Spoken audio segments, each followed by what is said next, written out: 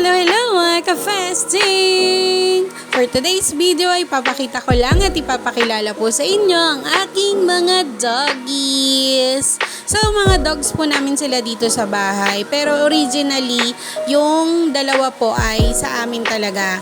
From Quezon, ay alaga na po talaga namin siya. Yung isa po is from Navotas pa. So may mga edad na and mga very good girl and good boy. So ang unang-una po ay ang aking Alaska. Yan po ay Belgian Malinois na doggy, mama dog po yan. So yan, diba? Ang laki-laki niyan. Pero napakabait po ng doggy ko na yan. So babae po yan. Alaska lang po talaga yung pinangalan ng aking kuya at ate. Kasi sila yung bumili dyan sa doggy namin para maging bantay po namin dati sa Quezon. Kumbaga maging guard dog namin sa bahay. Yan. So yan po siya. Then mama dog na po siya. Kaso nga lang wala na pong natirang puppy sa amin kasi yung iba namatay.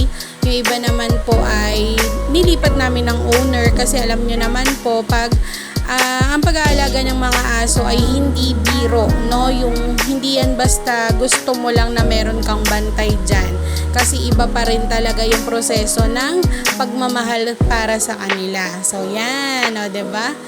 Oo. Nakakatuwa lang po yung mga ganyang times na napapakawalan siya kasi nga malaking aso po ito kaya hindi po namin siya madalas na pinakakawalan kasi ang dami pong natatakot sa kanya. Pero truly, kahit isa po ay wala pang nasasaktan or nakakagat ang aking mama dog kasi napakalambing po niyang aso na yan.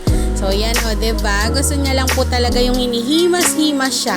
Syempre po ang next naman ay ang pinakamatanda naming doggy. Galing pa po yan ng Navotas. So siya po ay puppy na rin nung nauna naming Shih Tzu dati, si Shadow. Pero hindi siya itim, no? Napagtripan lang po namin yung name niya kasi yung mga kapatid niya po, Marshmallow, Malos, ganun po yung mga pangalan nila. Kaya siya po yung natira sa amin. Yan naman po ay lalaking aso. So sila pong dalawa ni Alaska ang original dogs namin. So yan, sama po ng loob sa akin yan kasi pinaliguan na naman siya. Then syempre po, ine-next naman natin yung mga baby dogs naman po ni Bansot. So na-vlog ko na rin po yan noong nakaraan.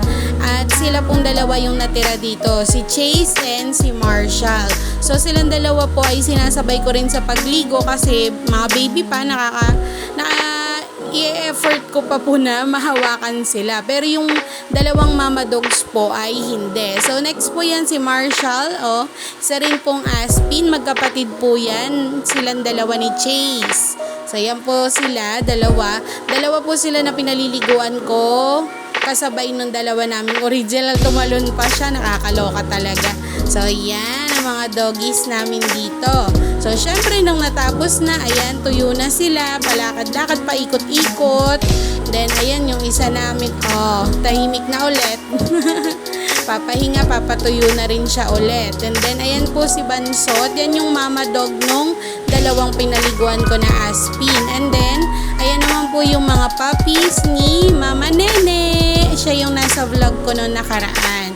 So yan, mag-3 weeks na po. 3rd week na po niyang mga puppy na yan. And ayan, may babae, may lalaki. So sa susunod po na vlog, ipapakita ko sa inyo kung ilan ang babae at lalaki sa mga puppies ni Mama Nene. So ayan sila, dahan-dahan nakakalakad na po sila. 3 brown at 3 black po yan sila. Diba? Ang cute nila. So, yun lang po for today's video. God bless everyone. Mag-ingat po palagi. Bye-bye!